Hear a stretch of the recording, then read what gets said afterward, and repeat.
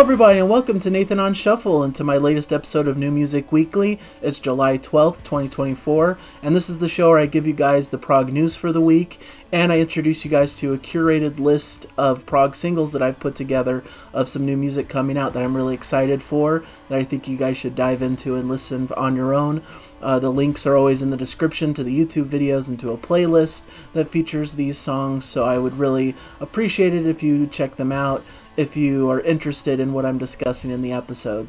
But first, I like to get into some quick hits of some items that have happened recently in the prog world. I was off last week. I didn't do a show. I just didn't feel like there was enough material to really drive a whole show from. But it makes for a more robust show this week, so there's a lot of really cool things to talk through. So on the Prog News Quick Hits, we've got Rick Wakeman announcing additional shows for his the final solo tour and evening of Yes Music and Other Favorites. This is going to be a tour of the U.S. with a series of solo piano concerts for the last time in 2024. Rick Wakeman is a legendary figure in the prog world, of course. Been with Yes in their heyday, has an illustrious solo career as well, and it's exciting to see him on tour, even if it seems like a little bit of a farewell in some regards. But it says he's going to be premiering a brand new piece of music called Yes Sonata, a 30-minute instrumental work featuring Yes themes and melodies woven into a sonata form, so that should be really cool as well. He's going to be on Cruise to the Edge next year, so that's going to be an upcoming date as well. So just a lot going on with Rick Wakeman. So Rick Wakeman, in a statement, says, "I always plan to stop touring by my 77th birthday. For those of you who wish to send me a card, it's the 18th of May. But there is so much to fit in before then that I'm having to make plans now, and so my final one-man shows will have to cease by that date. I have thoroughly enjoyed performing the various one-man shows, but it's time to call it a day. I intend to throw in the best of what I've done in the past, plus a few new surprises on the way, and possibly even the odd guests joining me on the odd occasion." So some additional tour dates, like I said, through October later this year, so should be really cool to check out Rick Wakeman. I've also got news about Renaissance featuring Annie Haslam. They're announcing their Ingratitude farewell tour for fall 2024. They're going to be playing in the U.S. in select dates from October 17th through October 31st.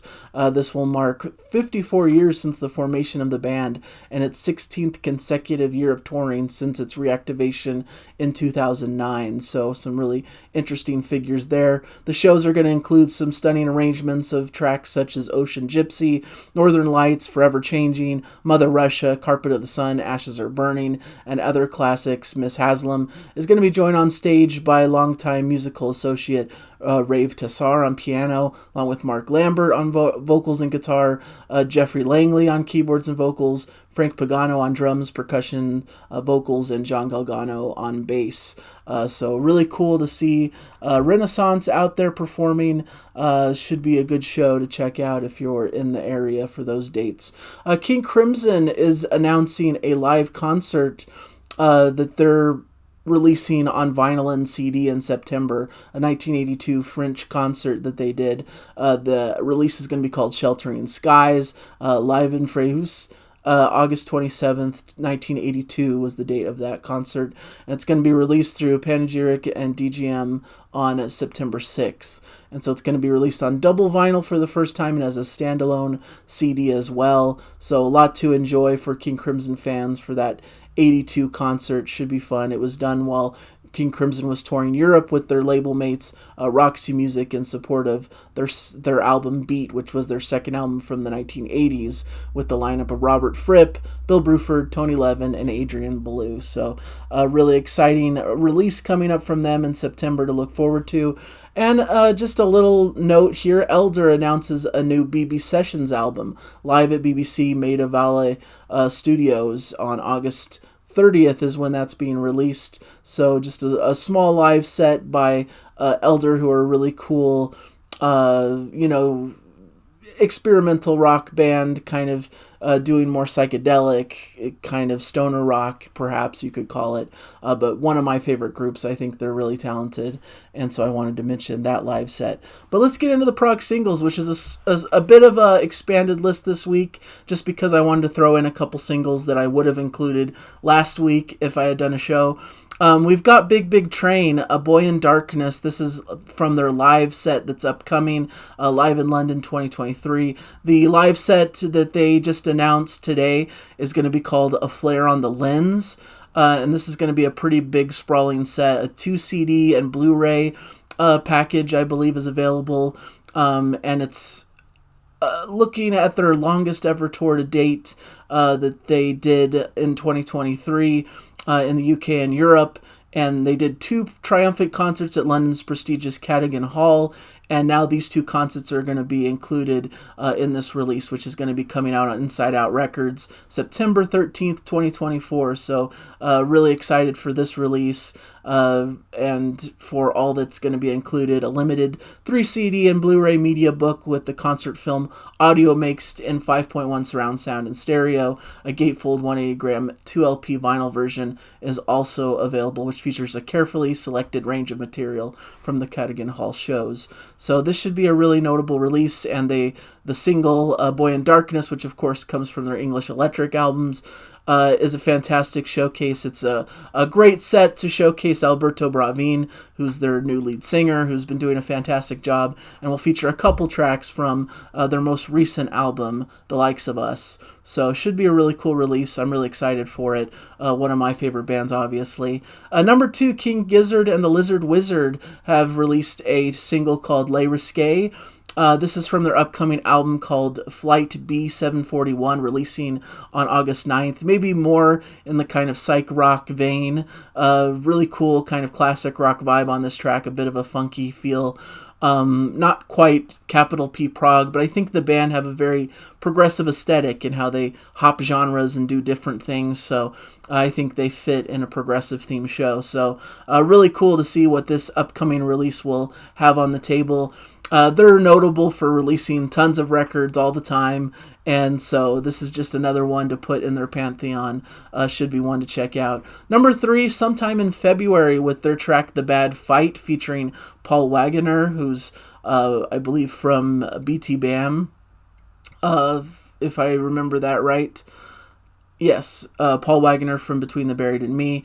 This is an instrumental track, really cool.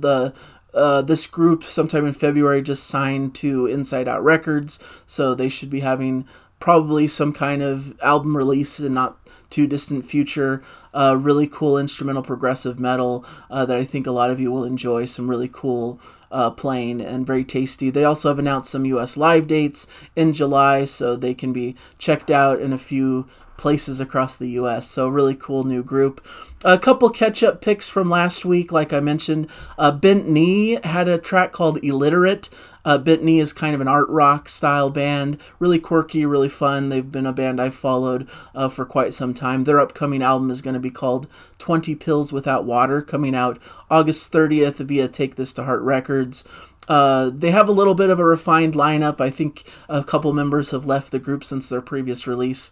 So it's a little bit of a streamlined group, but I love this track. I think it's really quirky and fun. I like how they have kind of these poppy elements, but do it in a progressive fashion and do things a little bit different and have a certain style to them. Also, could have been picked from last week, King Crow's Night Drive. This is a prog metal band from Italy. I love their sound, very mature, very cool sound. It's a little bit of a subdued track, a little mellow at the start, but then it kind of comes into its own towards the end with a fantastic groove. Looking forward to their upcoming album, Hopium, which comes out August 23rd. Probably one that will be featured on the channel in some capacity. Really enjoying their singles and their vibe lately. Another cool track from this week, though, number 6, Echoverse, Not Like the Other. This is a progressive rock band that's kind of blending some Christian spiritual themes with prog, hard rock, and even maybe classical music in there. But to me, it sounds a lot like you'd expect from bands, Neil Morse band, Spock's Beard, maybe a little bit of Rush in there, Marillion, Dream Theater, just all these classic, like, newer wave progressive bands, all in this melting pot. And it's a really fun rockin' track, so it's definitely worth checking out. It sounds like their album, Whispers Between Worlds, will be coming out August 20th this year, so not too far away from now. Should be really cool, so I'm looking forward to that release. And then finally, I just saw today Jacob Zajtecki is a new artist signed to Inside Out Records, a Polish guitarist and producer. I am excited for what he comes up with, but he has a single called Bound by Better. So kind of an ambient shredder is how he's described on guitar, just really beautiful ambient music. This track in particular features a vocalist, I believe, trying to find the name of it, Mulk on vocals, as well as sax player Jared Yee from Sungazer. A little bit of a heavier vibe, a little bit of harsher vocals at times, but mostly this kind of ambient, atmospheric, progressive metal take that's really interesting. So it'll be interesting to see Jacob being added also to the Inside Out lineup. He's been touring with Pliny, who's a good reference point to what you could expect from his style. So really cool stuff. And those are the singles that I have for you guys today. Hopefully you enjoy those. Like I mentioned, look them up in the description. There should be some interesting things to check out there. Some links to the YouTube videos that feature these tracks. As for the channel, it was a light week this week. I didn't really do any episodes. I was kind of taking a little bit of a break, hiatus. But I'm back in action here. We should have a really interesting Prog Song Sunday. We're going to attempt to dive into King Crimson, which we haven't done yet on the channel. I'm a little bit nervous how that will work with copyright stuff, because I've heard that's a difficult one. But we'll see what we can do. So it might be heavily edited. There might be some trickery going on with it, but we'll try to put it out this Sunday and see how it goes. And then I'm going to be doing a review of a pretty obscure prog band that's just come out with a new release recently, a band called Maya, a Hungarian prog band. So I've been really enjoying it, so I wanted to bring it to you guys because I think there's a lot of people in my fan base that might like this style. So and that's really what's on the immediate horizon. I'm just going to keep trucking along with some great New Music Weekly shows every week. The Prog Song Sundays should be pretty regular throughout the course of the next couple months. There's not a lot of new albums coming out in July that I'm at least aware of. Let me know in the comments if there's some that I'm not really noting here, some that you're excited about that I just am not aware of. But it should be ramping back up in August with a lot of fabulous releases. I've been listening to a couple of upcoming releases coming out in August that are just blowing my mind. Some of my favorite music that I've heard in a long time. So excited to dive into that, but it's going to be a month or so away till I can really start talking in earnest about those releases. So just as a warning that things might be a bit lighter on the review front for the next few weeks, as things are a little bit lighter, but things will ramp up certainly, and I'm excited to dive into all the new music, and hopefully you guys are as well. So thank you guys for all you do, for supporting me on the channel. It's really appreciated. Let me know in the comments any news items that I may have missed, any singles that have come out that you're excited about, any new album releases. I would love to know about all of it. So thank you guys so much, and keep enjoying the music, everybody. Bye. See you in a future episode.